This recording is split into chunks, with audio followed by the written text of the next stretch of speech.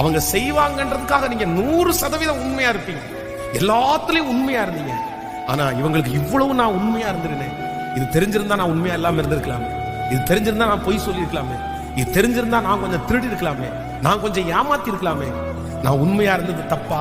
அதனாலதான் இப்படி ஏமாத்தினாங்களா? நான் நம்புறேன் இந்த ஜெபத்துல இருக்கிற ஆண்டவருடைய பிள்ளையே, இதுவரைக்கும் உண்மையா இருந்து என்ன கிடைச்சிருச்சு? இதுவரைக்கும் உண்மையா இருந்து நல்ல பேரே எனக்கு கிடைக்கலையே. நான் தப்பு பண்ணி இருக்கலாமே, நானும் அப்படி போயிருக்கலாமே. எத்தனையோ பேர் உங்களை பார்த்து அப்படி ஒருவேளை மோட்டிவேட் பண்ணிருக்கலாம், நடத்தி இருக்கலாம். நீ உண்மையா இருக்கிறதுனால உனக்கு நல்ல பேர் கிடைச்சிட போதா? நீ உண்மையா இருக்கிறதுனால உனக்கு கொடுத்துட போறாங்களா? நான் உண்மையா சொல்ற ஒன்று நினைத்துக் கொள்ளுங்கள், உண்மையா இருக்கிற நீங்கள் மனிதர்கள் உங்களை கைவிட்டாலும் இயேசு உங்க உண்மையை கண்டிப்பா ஒரு நாள் வெட்ட வெளிச்சத்திற்கு கொண்டு வருவார். உண்மையுள்ள மனுஷன் பரிபூரண ஆசீர்வாதங்களை பெறுவான்.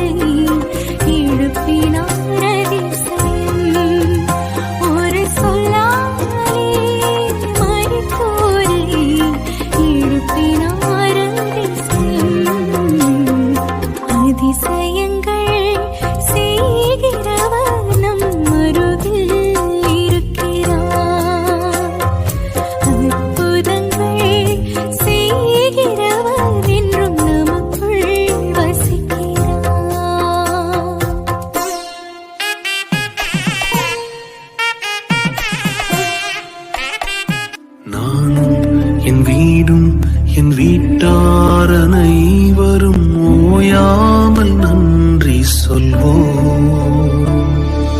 நானும் என் வீடும் என் வீட்டார் அனைவரும் ஓயாமல் நன்றி சொல்வோம். ஒரு கரு போல காத்தீரே நன்றி, என்னை சிதையாமல் சுமந்தீரே நன்றி. ஒரு கரு போல காத்தீரே நன்றி, என்னை சிதையாமல் சுமந்தீரே நன்றி. எபினேசரே எபினே